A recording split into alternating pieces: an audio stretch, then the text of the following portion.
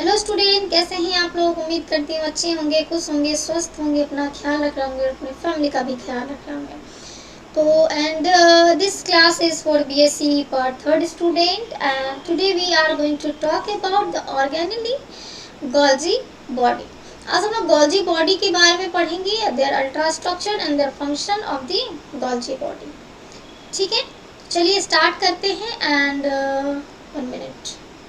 चलिए ठीक है। तो सबसे पहले जो गोल्जी बॉडी टर्म है, ये टर्म आया कहाँ से, किसने दिया। तो Golgi body term was given by the Camillo Golgi, so that's why their name is the Golgi body. इसको सबसे पहले किसने दिया था, कैमिलियो गोल्जी ने। कैमिलियो गोल्जी ने दिया था एंड कब दिया था, 1898 को। ठीक है, गोल्जी बॉडी टर्म को किसने दिया था, कैमिलियो गोल्जी। कब दिया था, इन 1898 को। गोल्जी बॉडी को और भी बहुत सारे नामों से जाना जाता है, जैसे कि डेल्टन कॉम्प्लेक्स। ठीक है, तो उसके बाद हो गया आपको लाइपोकॉन्ड्रियम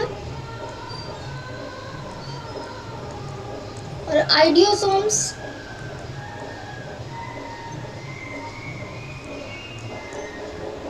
इंटरनल रेटिकुलर एपैरेटस।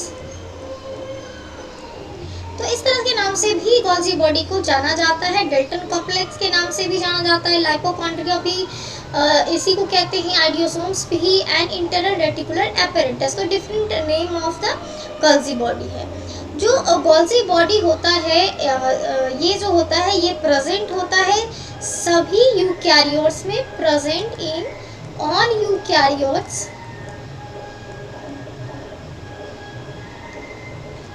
किसमें नहीं होता है, तो except RBC and prokaryotes.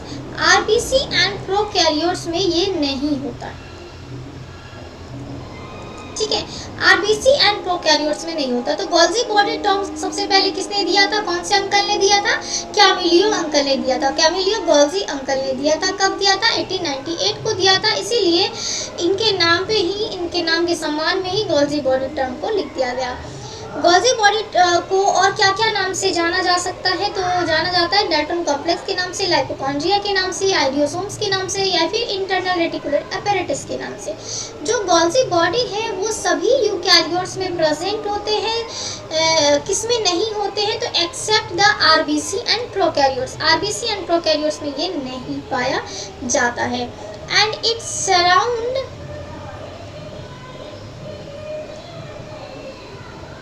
surrounded by zone of exclusion।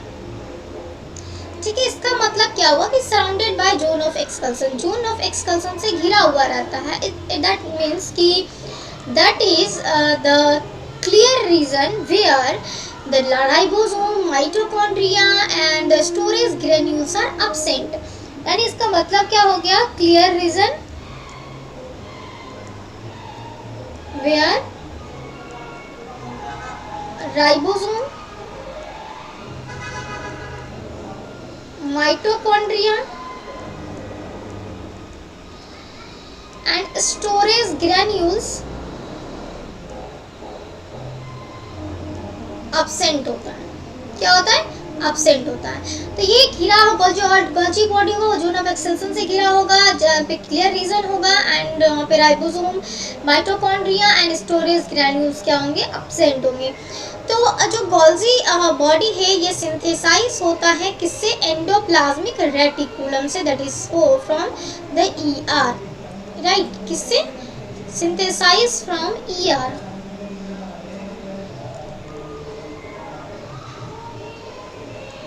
ER for endoplasmic reticulum,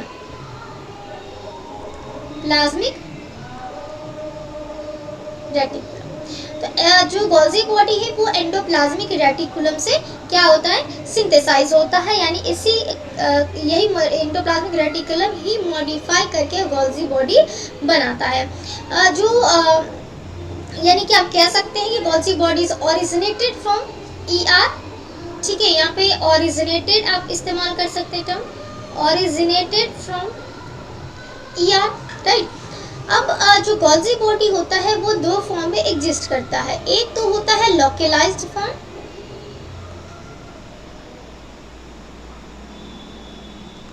जो गोल्जी बॉडी है वो दो फॉर्म में एग्जिस्ट करता है। कौन कौन से फॉर्म में एग्जिस्ट करता है, तो एक लोकलाइज्ड फॉर्म, या इसी को कहते हैं गोल्जी जोन। ठीक है, क्या, गोल्जी जोन्स, या फिर डिफ्यूज्ड फॉर्म, या इसी को कहते हैं डिक्टायोसोम्स, डिक्टायोसोम फॉर्म। तो गोल्जी बॉडी टू फॉर्म में एग्जिस्ट करता है, यानी कि दो फॉर्म में ये एग्जिस्ट करता है। कौन कौन सा फॉर्म, लोकलाइज्ड गोल्जीसोम या फिर डिफ्यूज्ड फॉर्म डिक्टायोसोम्स। तो जो लोकलाइज्ड या गोल्जीसोम्स होता है या डिफ्यूज्ड या डिक्टायोसोम्स होता है, तो इसके बारे में जानते हैं। जो लोकलाइज्ड गोल्जीसोम होगा यानी कि it present at the particular place, यानी कि ये पार्टिकुलर प्लेस पे प्रेजेंट होगा, यानी कि इसका जो लोकेशन है वो एक पार्टिकुलर प्लेस पे होगा, that is near the nucleus. क्या होगा ये, localised near the nucleus, nucleus के नजदीक होगा कौन सा फॉर्म, लोकलाइज्ड, या फिर इसको क्या कह सकते हैं, गोल्जीसोम्स कह सकते हैं। ठीक है, एक मिनट। ठीक है, तो जो इसका पोजीशन होगा वो क्या क्या होगा, फिक्स्ड होगा, लोकलाइज्ड है, कैसा होगा इसका, फिक्स्ड होगा। ठीक है, कि कहाँ प्रेजेंट होगा, नियर द न्यूक्लियस। ठीक है, एंड डिफ्यूज्ड फॉर्म या डिक्टायोसोम्स फॉर्म जो होगा वो क्या होगा, स्कैटर्ड होगा इन द साइटोप्लाज्म। क्या होगा ये, स्कैटर्ड इन द साइटोप्लाज्म। ठीक है, साइटोप्लाज्म में ये स्कैटर्ड फॉर्म में प्रेजेंट होगा, राइट। तो ये जो गोल्जी फॉर्म है ये दो फॉर्म में एग्जिस्ट कर रहा है। एक कौन सा हो गया, लोकलाइज्ड गोल्जीसोम फॉर्म, और दूसरा क्या हो गया, डिफ्यूज फॉर्म या फिर डिक्टायोसोम फॉर्म। लोकलाइज्ड का मतलब हो गया फिक्स्ड होगा, ये लोकलाइज्ड होगा, एंड कहाँ होगा, नियर द न्यूक्लियस होगा। जबकि डिफ्यूज की बात करें तो ये क्या होगा, साइटोप्लाज्म में स्कैटर्ड फॉर्म में ये क्या होगा कि प्रेजेंट होगा। अगर एग्जाम्पल की दोनों की बात करें तो लोकलाइज्ड या गोल्जीसोम का एग्जाम्पल की बात करें तो इसका एग्जाम्पल हो गया वर्टिब्रल सेल। ठीक है, और इसका एग्जाम्पल हो गया डिफ्यूज फॉर्म या फिर डिक्टायोसोम्स का प्लांट सेल। ठीक है, क्या हो गया, प्लांट सेल, राइट। तो गोल्जी बॉडी कितने फॉर्म में एग्जिस्ट होता है, दो फॉर्म में, क्लियर है, लोकलाइज्ड गोल्जीसोम फॉर्म, डिफ्यूज फॉर्म या डिक्टायोसोम फॉर्म्स। ठीक है, मैं इतनी बार रिपीट कर रही हूँ, इट मीन्स कि आपको याद हो जानी चाहिए चीजें। लोकलाइज्ड गोल्जीसोम क्या हुआ कि एक पार्टिकुलर प्लेस पे, यानी कि इसका जो लोकेशन होगा वो फिक्स्ड होगा, कहाँ, न्यूक्लियस के नज़दीक में, एग्जाम्पल में वर्टिब्रल सेल्स। ठीक है, और दूसरा डिफ्यूज फॉर्म या डिक्टायोसोम जो है वो किस फॉर्म में प्रेजेंट होगा, स्कैटर्ड फॉर्म में प्रेजेंट होगा, जहाँ तहाँ बिखरा हुआ प्रेजेंट होगा, इसका कोई पार्टिकुलर लोकेशन नहीं है। साइटोप्लाज्म में स्कैटर्ड फॉर्म में ये प्रेजेंट होगा। जैसे कि एग्जाम्पल की बात करें तो प्लांट सेल। ठीक है, प्लांट सेल। ठीक है, अब जो है ये डिफरेंट पोलैरिटी शो करता है। ठीक है, सिस और ट्रांस के फॉर्म के रूप में। ठीक है, जो गोल्जी बॉडी है इट शोज अ डिफिनिट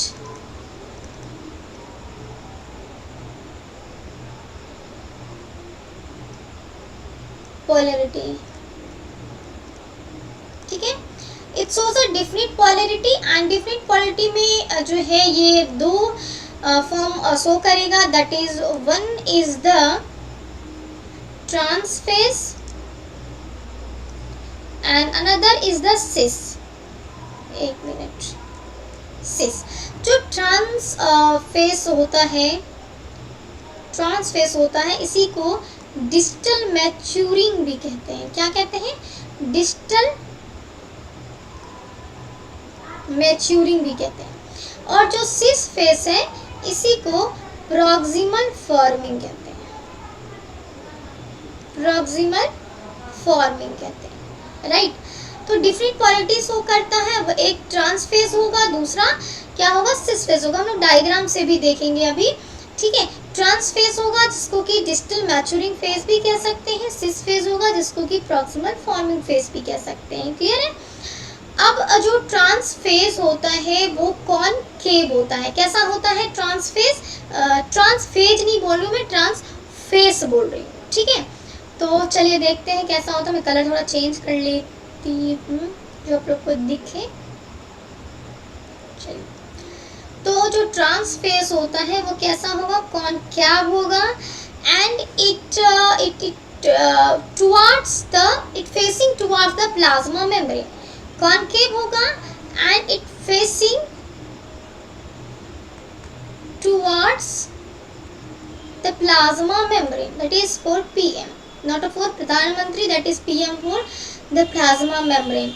तो ट्रांस फेज या डिस्टल मैच्योरिंग फेज की अगर बात करें तो ये कॉनकेव होता है और ये किस तरफ इसका जो फेस होगा वो किस तरफ होगा? तो प्लाज्मा मेम्ब्रेन की तरफ होगा। अभी हम लोग देखेंगे डायग्राम से कैसे होता है। सिस फेज कैसा होता है? ये कॉन्वेक्स होता है एंड ये क्या करेगा कि ये जो है क्या करेगा? रिसीव करेगा मटेरियल को from ER, receive material from ER cytosol. तो साइटोसोल और ईआर से वेसाइकल के फॉर्म में क्या रिसीव करेगा? वेसाइकल के फॉर्म में ईआर साइटोसोल से मटेरियल को रिसीव करेगा और फिर ये जो है उसको अपनी डेस्टिनी पर भेज देगा। तो सिस फेज कॉन्वेक्स होता है, ये एंडोप्लाज्मिक रेटिकुलम या साइटोसेल से ट्रांजिशनल वेसाइकल के रूप में ये मटेरियल को रिसीव करता है एंड देन वो डेस्टिनी तक पहुंचाने का काम करता है। तो receive material from ER cytosol in form of transition vehicle.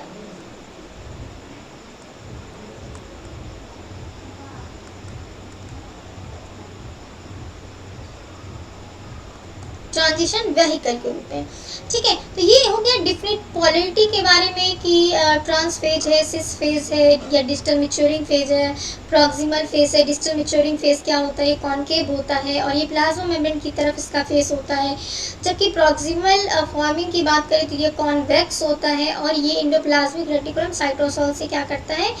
Transitional vehicle के रूप में, मतलब एक इस तरह से चीज़ें अभी देखेंगे डायग्राम से, व्हीकल के रूप में क्या करता है? मटेरियल को रिसीव करता है एंड फिर उसको जहाँ जाने का होता है उसको भेजा जाता है। अब हम इसका जो है डायग्राम देखने की कोशिश करते हैं कि कैसा होता है। तो हम लोग गोल्जी बॉडी का डायग्राम जो है बनाते हैं। सबसे पहले हम एक यहाँ पे एक डायग्राम देखते हैं, राइट। ये हमारा एक सेल का डायग्राम है, ठीक है। सेल का डायग्राम है, ये न्यूक्लियस होता है। न्यूक्लियस के ऊपर में क्या होता है? एंडोप्लाज्मिक रेटिकुलम होता है, आपको पता होगा।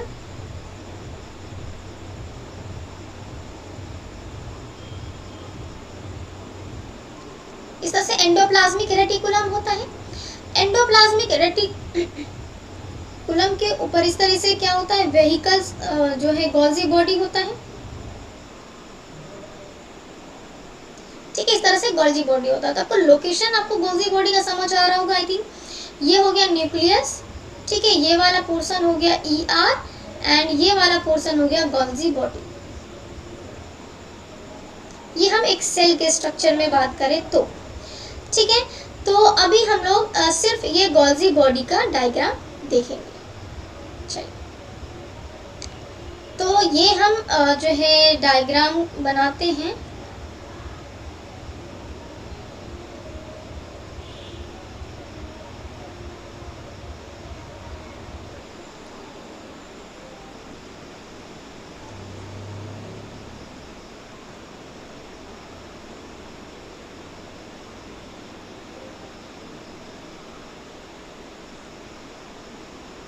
ठीक है, इस तरह से ये गोल्जी वेसिकल का फॉर्मेशन होता है।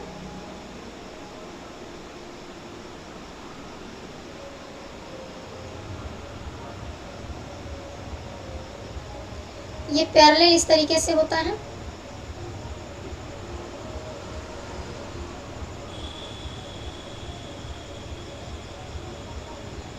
ठीक है, इस तरीके से जो है जो गोल्जी वेसिकल है वो प्रेजेंट होता है।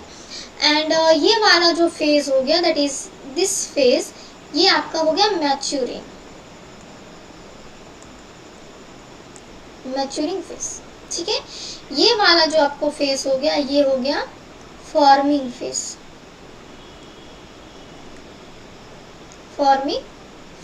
क्लियर है? Maturing phase, forming phase. अगर हम यहाँ पे ये डायग्राम देख, चलिए यहीं पे मैं बना लूँ एक दूसरा डायग्राम। ठीक है, ये हो गया आपको सेल में ये हो गया न्यूक्लियस, राइट, और जो है ये इस तरीके से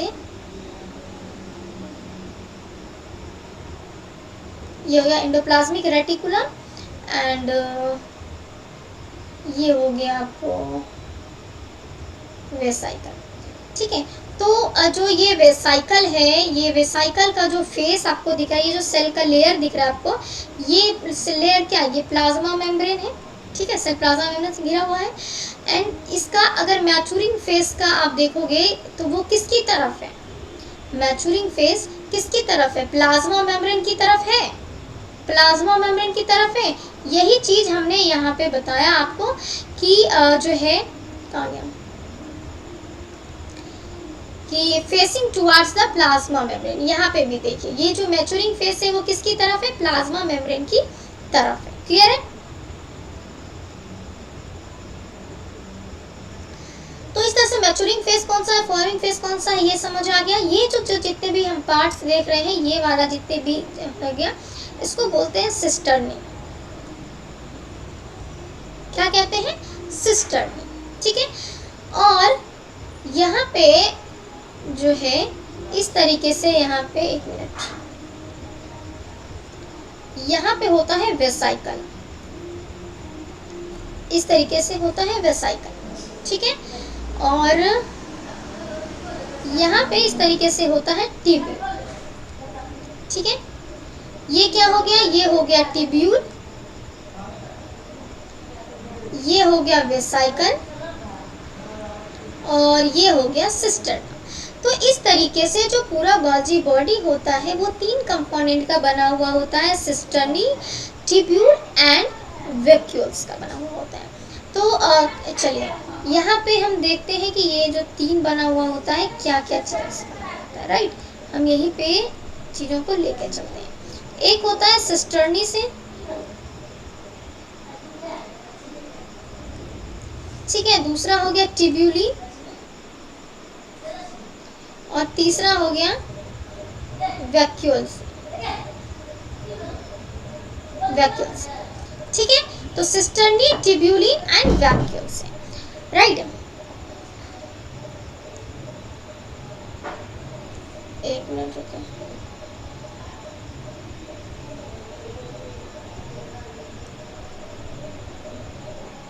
वैक्यूल्स। ठीक है, तो जो सिस्टर्नी होता है ये अनब्रांच्ड होगा, कलर चेंज कर लेते हैं। ये कैसा होता है? अनब्रांच्ड होगा। 10 to 12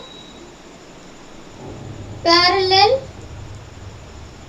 सिस्टर्नी प्रेजेंट होगा।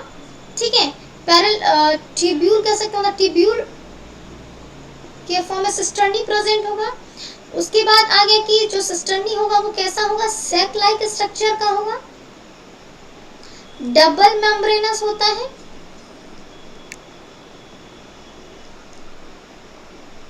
और यदि इसके जो है थिकनेस की बात करी जाए कि थिकनेस कितना होता है, तो थिकनेस होता है 60 to 90 डिग्री एंगस्ट्रॉम। ठीक है। This is about the cisternae, या ये वाला जो स्ट्रक्चर हम देखेंगे, ये वाला स्ट्रक्चर, ये सारे जो हम देख रहे हैं structure, that is the cisternae, जो कि एक अनब्रांच्ड स्ट्रक्चर होता है जिसके पास 10 से 12 पैरेलल ट्यूब्यूल्स होते हैं। ये सारे ट्यूब्यूल देखिए पैरेलली अरेंज्ड है, एक दूसरे के पैरेलली अरेंज्ड है, राइट। तो और ये सैक लाइक स्ट्रक्चर होता है जिसमें कि एंजाइम्स बड़े हुए होते हैं। डबल मेम्ब्रेनस स्ट्रक्चर होता है, इसका जो थिकनेस है वो 60 to 90 डिग्री एंगस्ट्रॉम होता है। इससे जो मेन जो एंजाइम है, निकलने वाले जो मेन एंजाइम है, उसका नाम है न्यूक्लियोसाइड फॉस्फेटेज। न्यूक्लियोसाइड फॉस्फेटेज, ठीक है। मेन एंजाइम जो गोल्जी बॉडी से निकलने वाला है वो क्या है, न्यूक्लियोसाइड फॉस्फेटेज है, ठीक है। उसके बाद आते हैं दूसरा कंपोनेंट जिससे कि गोल्जी बॉडी बना है, दैट इज द ट्यूब्यूलिन। जो ट्यूब्यूलिन होता है ये जो होता है कैसा होता है, जबकि जो सिस्टर्नी है वो अनब्रांच्ड होता है, ट्यूब्यूल जो होता है वो ट्यूब लाइक होता है, ठीक है, ट्यूब लाइक स्ट्रक्चर का होगा, ठीक है। एंड ये जो होगा move towards the forming side, and इसके थिकनेस की यदि बात करें तो 300 to 500 डिग्री एक्स्ट्रा होगा। तो ट्यूबुलिन जो है वो ट्यूब लाइक होगा और ये किसकी तरफ घुमा हुआ होगा, तो फॉर्मिंग साइड में, यानी कि ये वाला साइड आप देख रहे हैं फॉर्मिंग साइड, इस तरफ ट्यूबुलिन होगा। देखिए यहाँ पे हमने ट्यूबुलिन बनाया है, इस टाइप फॉर्मिंग फेस की तरफ बनाया है ट्यूबुलिन, तो ये फॉर्मिंग फेस की तरफ होगा और इसका थिकनेस कितना होगा, 300 to 500 डिग्री एंगस्ट्रॉम होगा। अब आते हैं वैक्यूल्स पे, ये भी सैक लाइक स्ट्रक्चर होता है, सैक लाइक स्ट्रक्चर होता है और इसका फेस जो होगा वो मैच्योरिंग फेस की तरफ होगा, टुवर्ड्स मैच्योरिंग फेस, तो मैच्योरिंग फेस की तरफ होगा, ठीक है। तो हम लोगों ने क्या क्या चीजें देखा, गोल्जी बॉडी के बारे में देखा, कैमिलो गोल्जी ने दिया, 1898 को दिया, इसको डिफरेंट डिफरेंट नामों से जाना जाता है, सभी यूकैरियोट्स में प्रेजेंट होता है accept RBC and prokaryotes.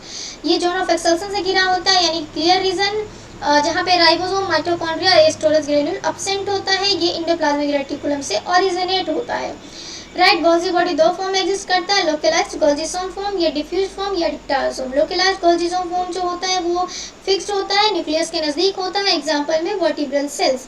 Diffuse form या डिप्टारसोम फॉर्म क्या होता है, ये साइटोप्लाज्म में स्कैटर्ड फॉर्म में होता है, एग्जांपल प्लांट सेल। उसके बाद डिफिनिटिव पॉलिटी शो करता है जिसमें कि ट्रांस फेज और सिस फेज आता है, या फिर आप कहिए कि distal maturing phase, proximal forming phase, जो कि जिसमें से डिस्टल मैच्योरिंग जो फेज होता है वो कॉनकेव होता है और प्लाज्मा मेम्ब्रेन की तरफ जो है घुमा हुआ होता है। And the cis phase is the convex and it receive material from the endoplasmic reticulum and the cytosol in form of transitional vehicle। यानी कि जो सिस फॉर्म या प्रॉक्सिमल फॉर्मिंग फेज है वो कॉनकेव होता है और ये जो है ट्रांजिशन वेसाइकल के फॉर्म में, वेसाइकल के फॉर्म में, सॉरी वेहिकल यहाँ पे मैंने लिख दिया है, वेसाइकल के फॉर्म में जो है, ट्रांजिशनल वेसाइकल के फॉर्म में जो है ये मटेरियल को रिसीव करता है, कहाँ से, एंडोप्लाज्मिक रेटिकुलम एंड साइटोसॉल से, ठीक है। डायग्राम की बात करें तो इस तरह से आप लोकेशन देख सकते हैं कि गोल्जी बॉडी का लोकेशन कहाँ है, न्यूक्लियस है, एंडोप्लाज्मिक रेटिकुलम है और गोल्जी बॉडी है। गोल्जी बॉडी किससे ओरिजिनेट हुआ है, एंडोप्लाज्मिक रेटिकुलम से ओरिजिनेट हुआ है। यदि जो डायग्राम हम देखें तो डायग्राम इस तरीके से होता है जिसमें कि सिस्टर्ना होता है, ट्यूब्यूल्स होते हैं, वेसाइकल्स होते हैं, एंड जो सिस्टर्ना होता है उसमें दो फेस होता है, एक मैच्योरिंग फेस होता है, एक फॉर्मिंग फेस होता है। जो मैच्योरिंग फेस होता है वो प्लाज्मा मेम्ब्रेन की तरफ होता है, जो फॉर्मिंग फेस होता है वो अंदर की साइड यानी कि टुवर्ड्स द न्यूक्लियस होता है, एंड फॉर्मिंग फेस की तरफ ट्यूबुलिन प्रेजेंट होता है। तीन कंपोनेंट से मिलकर बना होता है, cisternae, tubulin and vacuole. Cisternae unbranched होता है, 10 to 12 पैरेलल ट्यूब्यूल्स होता है, सैक लाइक स्ट्रक्चर होता है, डबल मेम्ब्रेनस होता है, इसका थिकनेस 60 से 90 एंगस्ट्रॉम होता है। ट्यूबुलिन ट्यूब लाइक होता है और ये जो है फॉर्मिंग साइड की तरफ जो है ये फॉर्मिंग साइड की तरफ ट्यूबुलिन प्रेजेंट होता है, 300 to 500 डिग्री एंगस्ट्रॉम का थिकनेस होता है। जो वैक्यूल होता है वो भी सैक लाइक होता है, जो कि मैच्योरिंग फेज की तरफ क्या होता है, मैच्योरिंग फेज की तरफ ये प्रेजेंट होता है, ठीक है। चलिए, this is the about the Golgi vesicle. अब हम इसके ये हमने अल्ट्रा स्ट्रक्चर वगैरह जो भी चीज़ें देखना था, इंट्रोडक्शन, अल्ट्रा स्ट्रक्चर, वो चीज़ें हम लोगों ने देखा। And now we comes at the function of the plasma membrane and main enzyme of the Golgi body is nucleoside phosphatase enzyme। अब हम लोग इसके फंक्शन के बारे में देखते हैं। Golgi body, function of Golgi body।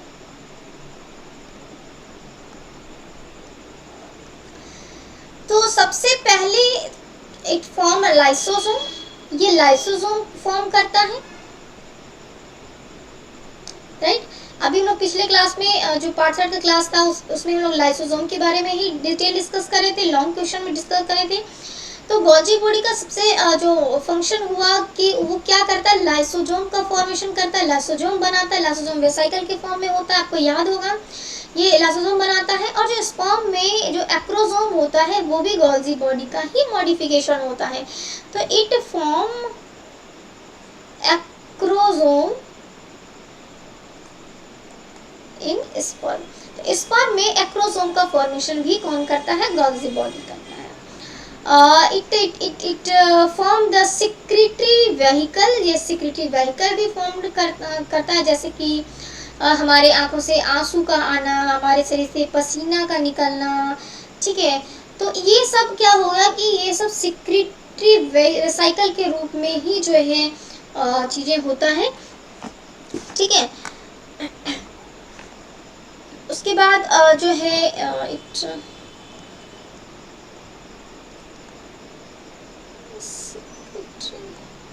Vesicle के फॉर्म में होता है and it synthesise the carbohydrate,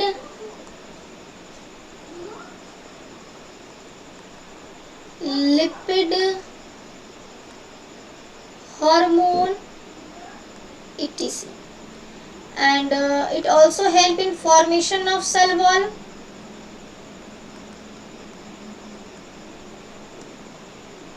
cell wall के फॉर्मेशन में भी ये हेल्प करता है, पार्टिसिपेट करता है। तो जो ये सिक्रेटरी वेसिकल के रूप में जो ये फॉर्म होता है, ये क्या करता है कि जो अंदर की चीजें हैं उसको बाहर जो है वेसिकल के रूप में ये बाहर कर देता है, जैसे कि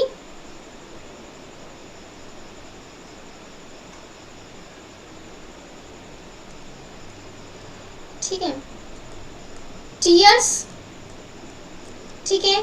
उसके बाद स्वेट, टीयर्स हो गया, आंसू, पसीना, ठीक है। उसके बाद सलाइवा, ठीक है। उसके बाद हार्मोन। तो इन सब के फॉर्म में जो है इन सब का सिक्रेटरी वेहिकल का फॉर्म होता है और ये सिक्रेटरी वेहिकल जो है वो क्या करता है कि इसको आउटर इन्वायरमेंट तक लाने का काम करता है, ठीक है। तो इसी सिक्रेटरी वेहिकल के कारण हमारी आंखों से आंसू बाहर की ओर आ जाते हैं, स्वेट ग्लैंड पसीना जो है स्वेट ग्लैंड से बाहर आ जाता है, आउटर एनवायरनमेंट में आ जाता है, सलाइवा आ जाता है एंड हार्मोन्स आ जाते हैं। So these are the some functions of the Golgi body and mainly it's from the lysosome and it help in the formation of the acrosome in the sperm and it also form a secretory vesicle which help to transport of the tears, salivas, hormones, sweat in the outer environment and it synthesizes the carbohydrate, lipids and hormone and it also formation of cell wall and cell plate in some organisms, ठीक है। तो this are the functions of Golgi body। So this is all about the Golgi body's introduction, ultra structure and the function of the Golgi body। ये आपके short notes में आ सकता है, long question में भी आ सकता है। तो आपको जितना चीज़ कही हूँ उन सब चार चीज़ों को आप नोट करेंगे तो आपका नोट्स रेडी हो जाएगा। चलिए आज के लिए इतना ही रखते हैं, मिलते हैं नेक्स्ट लेक्चर में। जहाँ कोई डाउट्स हो आप पूछ सकते हैं, ठीक है। और हमारे टेलीग्राम चैनल को ज्वाइन कर सकते हैं और वहीं पे आप अपना सारा डाउट भी क्लियर कर सकते हैं। टेलीग्राम चैनल का नाम है विद्या इंस्टीट्यूट एंड जहाँ पे आप डाउट क्लियर कर सकते हैं उस चैनल का नाम है विद्या इंस्टीट्यूट फैमिली। तो वहाँ पे आप अपना डाउट भेज सकते हैं। और आप अपना डाउट किस माध्यम से जानना चाहते हैं, वीडियो के माध्यम से, ऑडियो के माध्यम से या फिर नोट्स के माध्यम से, आप हमें बता सकते हैं। उस फॉर्म में आपको अवेलेबल करा दिया जाएगा। ठीक है, चलिए खुश रहिए, स्वस्थ रहिए, अपना ख्याल रखिए। Bye bye, good night, take care and अपनी फैमिली का भी ख्याल रखिए।